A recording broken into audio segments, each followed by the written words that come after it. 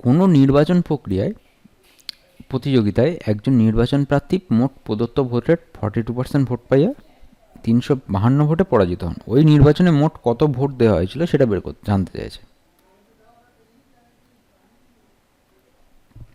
তো এখানে আমাদের প্রথম অঙ্কটাকে আমরা শর্টে করছি। তাহলে দেখো, মোট যদি ভোটার যদি 100% হয়, তার মধ্যে যে হেরে গেছে, লুজ করেছে, সে 42% পেয়েছে, তাহলে অপরজন কত পাবে? 58%। তাহলে দুজনের পার্সেন্টেজ ডিফারেন্স হচ্ছে 16।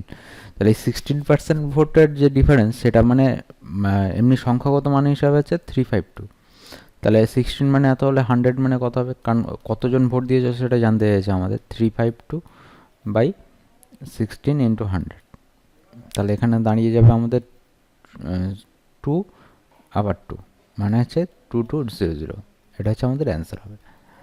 এটাকে আমরা যদি ডেসক্রিপটিভ মেথডে করি, যারা বুঝতে অসুবিধা যদি কারোর থেকে থাকে, তাহলে এখানে ধরে নেবে যে ধরি মোট ভোটার 100, ধরি বা এক্সেরও করা যেতে পারে, যেটা সুবিধা হবে। ধরি মোট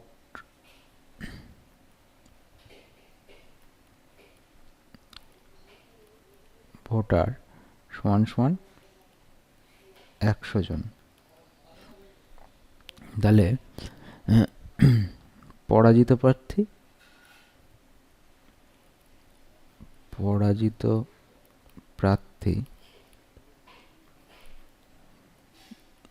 42% ভোট পেলে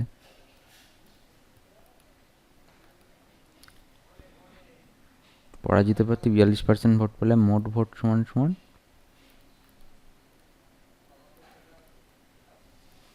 100 × 42/100। কারণ 42% ভোট পেয়েছে, তাহলে 42 জন ভোট পায়। তাহলে বিজয়ী প্রার্থীর ভোটের পরিমাণ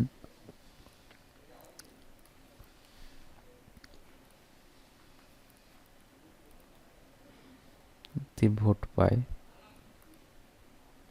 দেখো মোট টোটাল ভোট বলেছে 100, তার মধ্যে 42 জন যদি পরাজিত প্রার্থী পেয়ে থাকে, তাহলে বিজয়ী প্রার্থী কত হবে? 100 - 42 সমান সমান 58টি ভোট।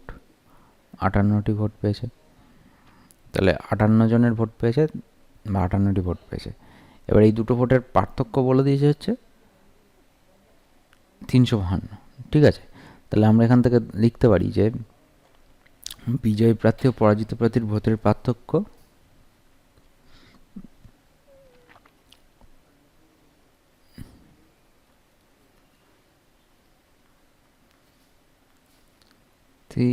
ও পরাজিত প্রার্থীর ভোটের পার্থক্য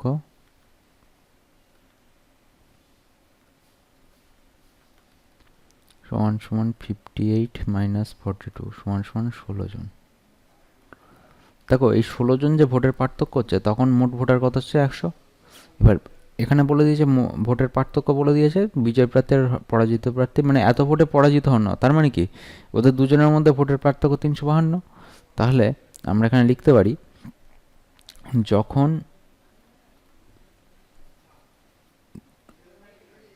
বিজয়ী প্রার্থী ও পরাজিত প্রার্থীর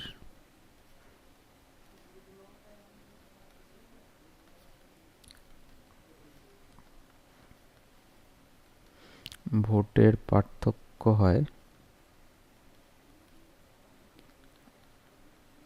16 জন, তখন ওই নির্বাচন কেন্দ্রের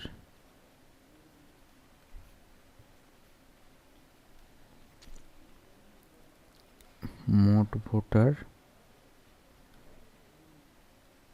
100 জন।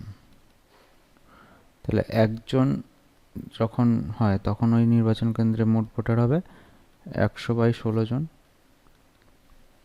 আর 352 জন যখন পার্থক্য হবে, তখন ওই নির্বাচন কেন্দ্রে মোট ভোটার কত সেটা আমাদের জানতে চাইছে। তাহলে 100 × 352/16 কাটাকুটি করলে এটা হবে 22। তাহলে হচ্ছে মোট ভোটার হবে 2200 জন। তাহলে ওই নিলে মোট ভোটারের সংখ্যা দাঁড়াবে হচ্ছে আমাদের 2200 জন।